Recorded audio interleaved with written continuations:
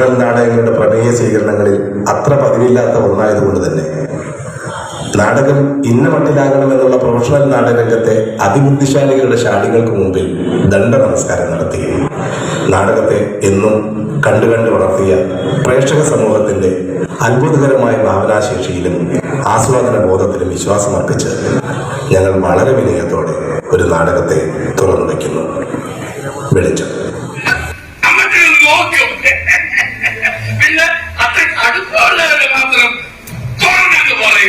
ഞാൻ വിളിച്ചോണ്ടെങ്കിൽ പോലും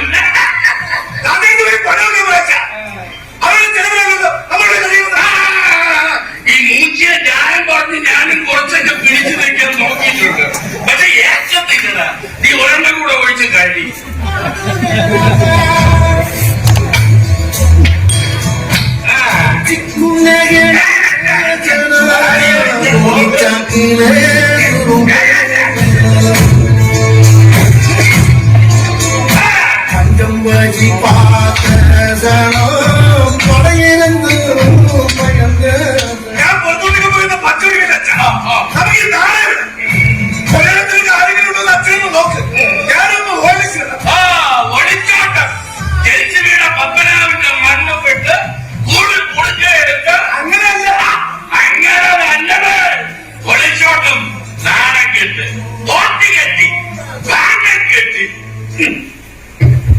എന്നാ പോലും നിനക്ക് നല്ല നിലയ്ക്ക് ജീവിക്കാൻ മേലല്ലടാ.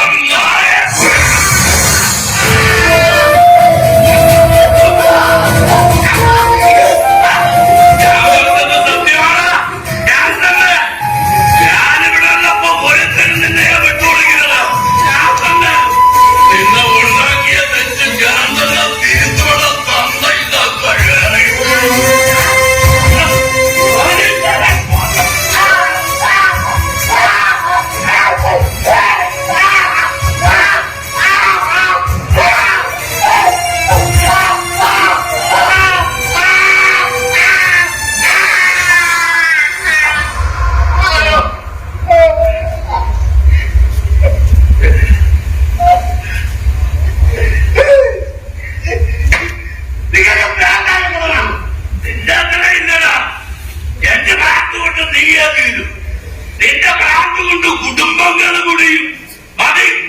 നിന്റെ മഹത്തായ സേവനങ്ങളെ ലോകത്തിന് ആവശ്യമില്ലതാ. നീ എവിടെ നിനക്ക് ആവശ്യമുള്ള എടുത്തോണ്ട് എവിടെ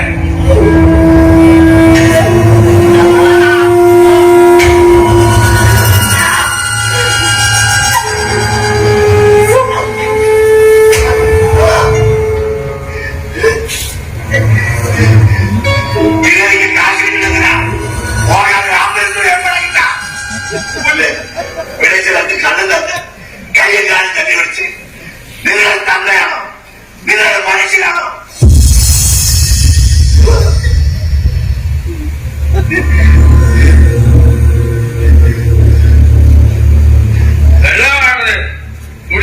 ഞാൻ വിളക്ക് വെച്ചോ?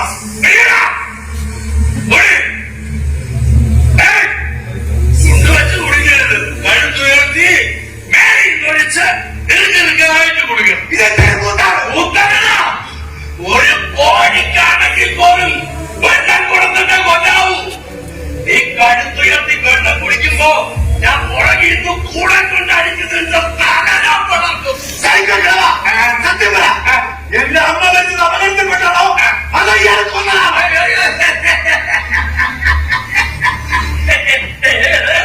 നീ എന്നെ വിളിച്ചപ്പോ തന്നെ നിന്റെ കെട്ടിയോടെ തന്നേ ഞാൻ വിളിച്ചിരുന്നു.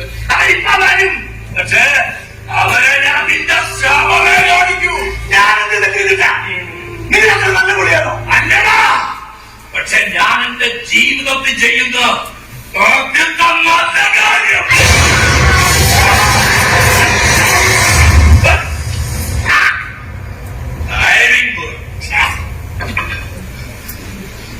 ഇവനെ ഒരു പോറപ്പോലെ ഏൽപ്പിക്കാൻ ഞാൻ സമ്മതിക്കില്ല. എന്റെ പറയുന്നത് പറഞ്ഞാൽ എനിക്ക് വേണം. എനിക്ക് ഒരുത്തരെ കൂടി പൊക്കാനുണ്ട്. എന്റെ മോന്റെ അന്നത്തിനായിട്ട് ഞാനൊരു കാര്യം പറയാം. മോർക്ക് വേണമെങ്കിൽ ഇവരെ പൊട്ടിക്കാം. വേഗം വേണം.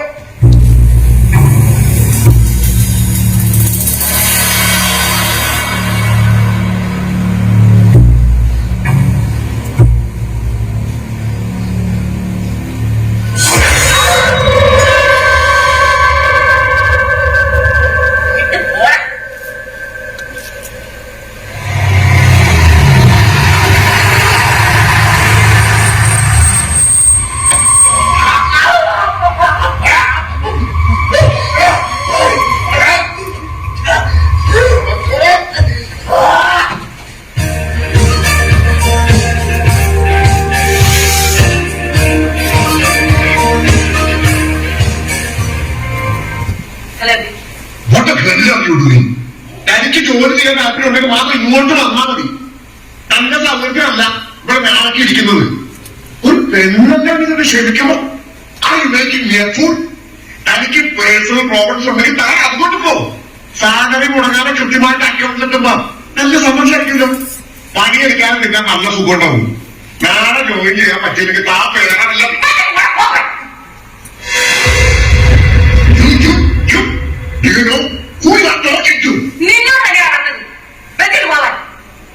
പെണ്ണാണെന്ന് കരുതി സഹിക്കാണ് പോലും. പുല്ല് ആത്മാഭിമാനത്തിൽ കെറിച്ചൊറിയാമെന്ന ഏതവനോടായാലും എനിക്കൊന്നേ പറയാനുള്ളൂ.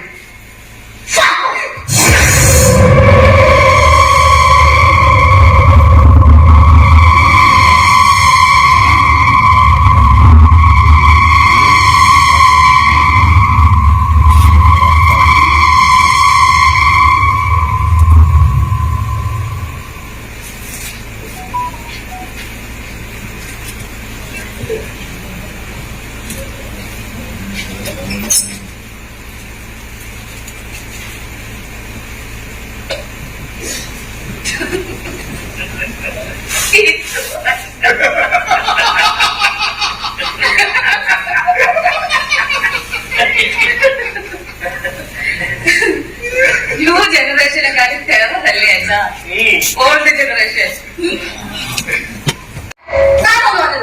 അല്ല, കരഞ്ഞ് കാല് പിടിക്കാനൊക്കെ ഒരുപാട് കാര്യങ്ങൾ അതിൻ്റെ ഉണ്ടായിരുന്നു. പക്ഷെ നിന്റെ ഈ മുടി കണ്ടതോടെ എന്തുമാത്രം മനസ്സ് വേദനിച്ചിട്ടായിരിക്കും നീ മുടിക്ക് നീ അത്രയും കെയർ കൊടുക്കുന്നതല്ലേ. വിനോദം രാത്രി ഹെയർ കെയർ ഒരു കൊച്ച മുതിരെ പോലെ നീ കൊണ്ടു നടന്നിട്ട് എന്റെ മുടി എവിടെയാണോ നീ ആരാണ് പറഞ്ഞത്? അറിയാം അറിയാം. അതിനെ കുറിച്ചൊന്നും പറയാൻ എനിക്ക് അവകാശമില്ലെന്ന് എനിക്കറിയാം. എന്നാലും അതെനിക്ക് വളരെ ഇഷ്ടമായിരുന്നെന്ന് പറയാതിരിക്കാൻ വയ്യല്ലോ.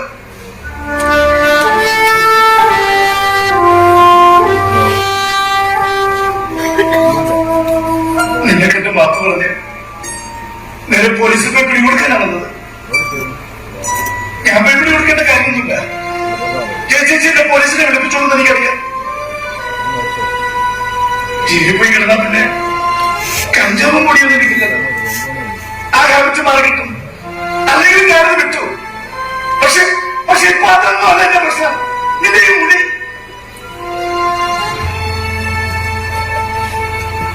ഇതിലും വലിയൊരു പ്രതികാരം നിനക്കെന്നോട് ചെയ്യാനില്ലെന്നെങ്കിൽ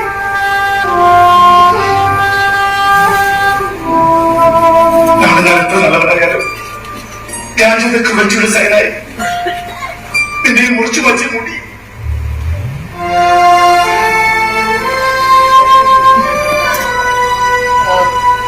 എന്റെ കൂടി അത്രയ്ക്ക് ഇഷ്ടമായിരുന്നെങ്കിൽ അല്ല ഒന്നും പറഞ്ഞിട്ടില്ലല്ലോ. ഭയങ്കര ഇഷ്ടമായിരുന്നു. അങ്ങനെ അങ്ങോട്ടും ഇങ്ങോട്ടും പുകഴ്ത്തുന്നതായിരുന്നു നിങ്ങൾ നമ്മള്. എന്റെ ലൈഫിന്റെ തന്നെ ഭാഗമായിട്ടാണ് ഞാൻ അപ്രീഷിയേറ്റ് ചെയ്യാൻ പറഞ്ഞ നാളെ കണ്ടല്ലേ. പിന്നെ ഇപ്പൊ പറഞ്ഞത് ഇപ്പൊ നമ്മൾ ഒന്നല്ലല്ലോ. ഇനി ഒരിക്കലും ഒന്നാകാൻ പറ്റാത്ത തരത്തിൽ നീ അകന്നു അകറ്റി.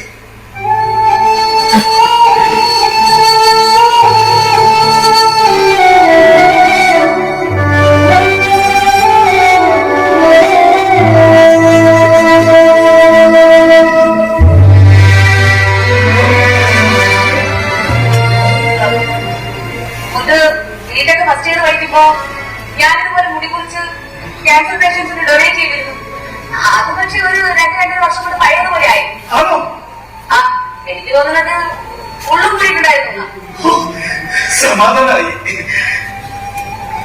ഞാൻ ജയിലിൽ പോയിട്ട് വരുമ്പോഴേക്കും നിന്റെ മുടി പഴയതുപോലായിട്ടുണ്ടാവുമല്ലേ.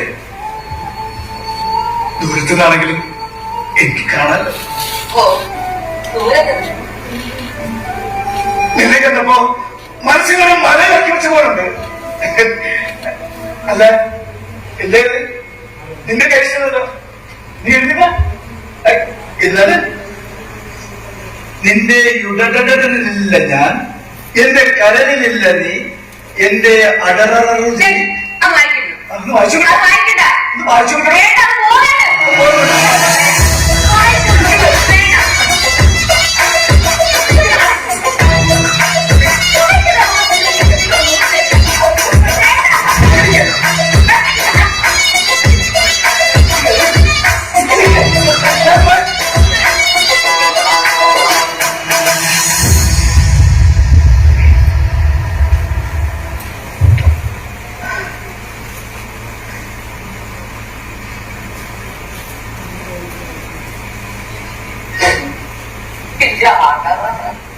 ചേച്ചി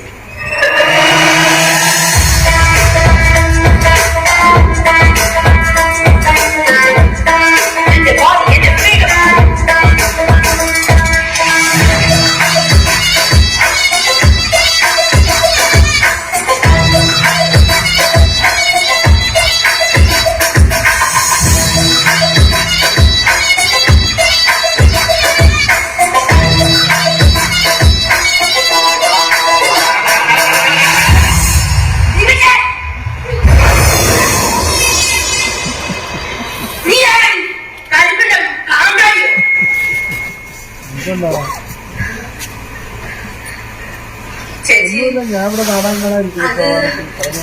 പിന്നെ നമ്മള് പെണ്ണുങ്ങൾക്കല്ലേ ക്ഷമിക്കാൻ പറ്റൂ. ഓ തോറ്റിയ കൈകൊണ്ട് തന്നെ ചാവാൻ വേണം ഒരു യോഗം. ഇന്ന് ഞാൻ കൊല്ലുന്നിനി.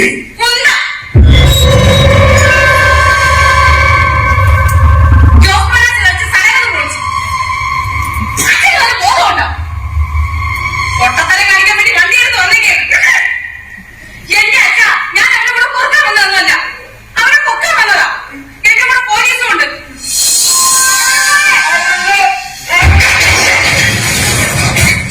എവിടെ എവിടെ എന്നെ വീട്ടിലെത്തിച്ച കഴിവറിമോൻ അവനെ അന്തസ്സായിട്ട് പറഞ്ഞു. ആരെ? എന്റെ അച്ഛൻ.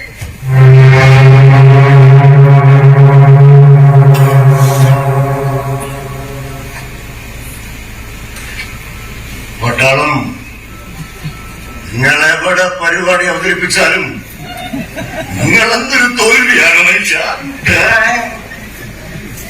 ശരി, ഞാൻ എന്നോട് പഠിക്കണോ? അവരോട് പിടിച്ചിട്ട് ഞാൻ എന്റെ ബുദ്ധി ഉപയോഗിച്ചായിരുന്നു. ബുദ്ധിയാണ് ബുദ്ധി. എന്റെ അച്ഛ ജീവനെ കൊണ്ട് അച്ഛനെ വിളിപ്പിച്ചത് ലൊക്കേഷൻ അയപ്പിച്ചതൊക്കെ ഞാനാ. അവനെ പിടികൂടുമ്പോ അച്ഛനും കൂടെ ഇവിടെ ഉണ്ടാവുമോ എന്ന് കരുതിയിട്ട്. അങ്ങനെയെങ്കിലും അച്ഛനോട് ചെയ്ത തെറ്റിന് പ്രായശ്ചിത്തം ചെയ്യാൻ. വല്ലാത്തൊരു ബുദ്ധിയായി പോയി. ഒട്ടും മാഞ്ഞ വഴിയല്ല. എനിക്ക് ഇത്രയൊക്കെ ബുദ്ധിയുള്ളൂ അച്ഛ. ബുദ്ധിക്കുറവായതുകൊണ്ടല്ലേ അവനെ എളുപ്പത്തിൽ മാനിപ്പുലേറ്റ് ചെയ്യാൻ പറ്റിയത്, അച്ഛൻ എന്റെ കള്ളത്തിനെ പറയിക്കാൻ പറ്റിയത്. എന്നാലും അച്ഛന് തോന്നിയല്ലോ എന്നെ കൊല്ലണമെന്ന്. അച്ഛന് കഴിയോ എന്നെ കൊല്ലാൻ?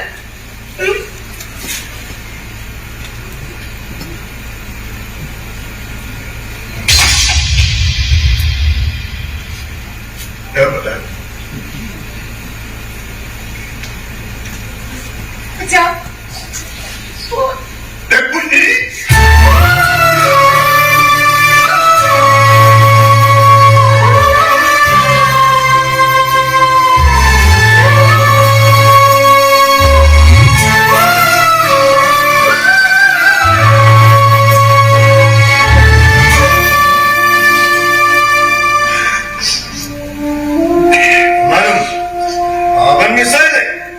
അവനെ അങ്ങനെ വിടാൻ പറ്റൂ? ഇനിയിപ്പോ കിട്ടും. ഈ ഒറ്റ ഫോണിൽ വിളിക്കും. ചോദിക്കും. അവന്റെ ഫോണും വാങ്ങി കയ്യിൽ വെച്ചിട്ട് ഇനിയിപ്പോ എന്താ ചെയ്യുക? നിങ്ങൾ പേടിക്കണ്ട, ഓനെ കിട്ടും. അല്ലെങ്കിൽ നമ്മൾ നോക്കും. ഇനി അഥവാ ഓനെ കിട്ടിയില്ലെങ്കിലും എനിക്കെന്റെ മുള കിട്ടിയില്ല പോലീസേ.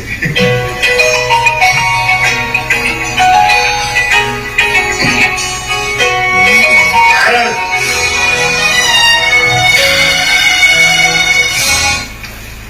ഹലോ, അതെ ആണോ? ശരി ശരി, ഞാൻ പറഞ്ഞില്ലേ കിട്ടും, ഓനെ കിട്ടും.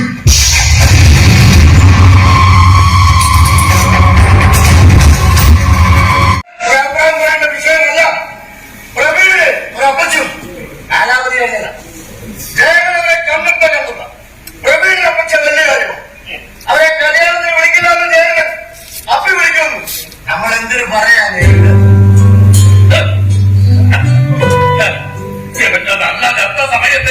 എത്തി നോക്കാത്ത കൂട്ടര കൂടോത്രത്തിന്റെ കൂട. നമ്മുടെ കുടുംബത്തോട് നല്ല കാര്യം നടക്കുമ്പോ നമ്മുടെ പിള്ളേരെ പ്രാവി കൊല്ലാനായിട്ട് അവരെ കത്ത് കൊടുത്ത് വിളിക്കേണ്ട കാര്യം ഉണ്ടാ? ഉണ്ടാ? അപ്പൊ ചേട്ടൻ കല്യാണത്തിന് സമ്മതിച്ച സമ്മതിച്ച് പറ്റിയില്ലല്ലോ. എന്നാ പിന്നെ അപ്പച്ചനെ അവസരം ചെയ്യുമ്പോൾ വിളിച്ചില്ലെങ്കിൽ കുഴപ്പമില്ലെന്നാ എന്റെ അഭിപ്രായം. അതാണ് അതുകൊണ്ടവരെ പറയണത് കേക്ക്. അതല്ല അപ്പച്ചനെ എങ്ങളുമായിട്ട് കുറച്ച്, പക്ഷെ അവരുടെ മക്കളും ചെറുമക്കളൊക്കെ നമ്മളോട് പറയുന്നത് ഇതെങ്കിലും തീരുമാനിക്കാതെ അച്ഛന് കൊടുക്കുമോനെ. ഈ അത്രയ്ക്ക് നിർബന്ധമാണെങ്കിൽ കല്യാണം കഴിഞ്ഞ് ഒരാളും ഒരാളെ കണ്ടു.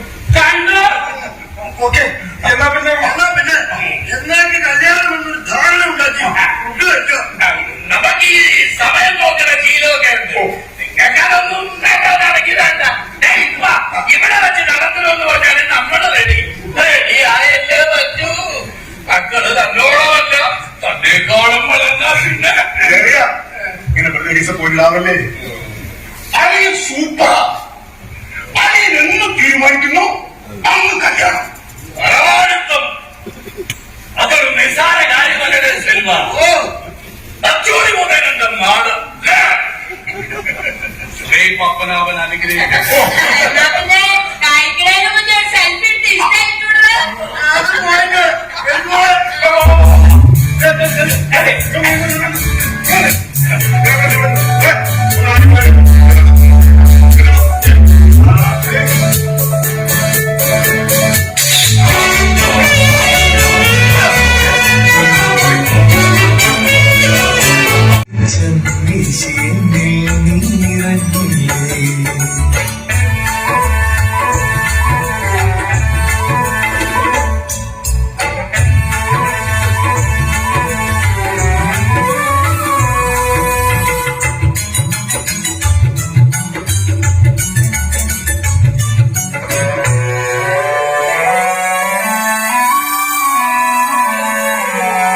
വീടുമാറും നേരം പോലും ചേരിലൊന്നു ചിരിച്ചോണം.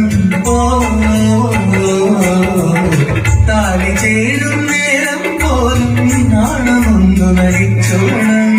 കെട്ടുമേളം കൊട്ടും നേരം കാത്തിരുന്ന കല്യാണം, ഓർത്തുവച്ച കല്യാണം. നീ പറഞ്ഞൊരു വാക്കെന്നെ ഓർത്തുവച്ചില്ലേ? ഞാൻ പറഞ്ഞ കിനാതെല്ലാം നീ ചേർത്തുവച്ചില്ലേ?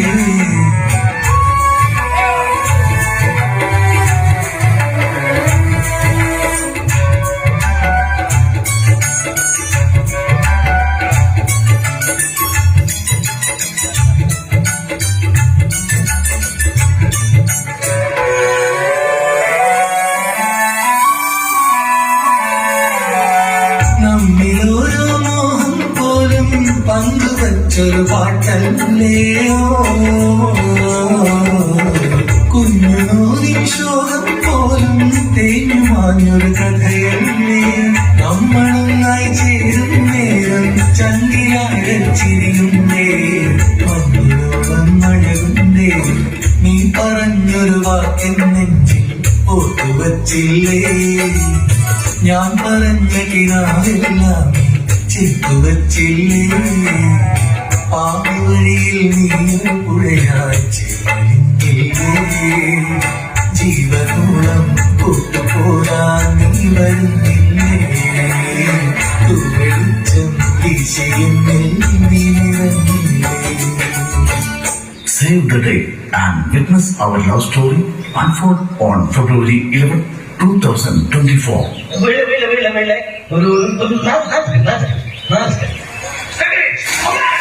നീ പറഞ്ഞൊരു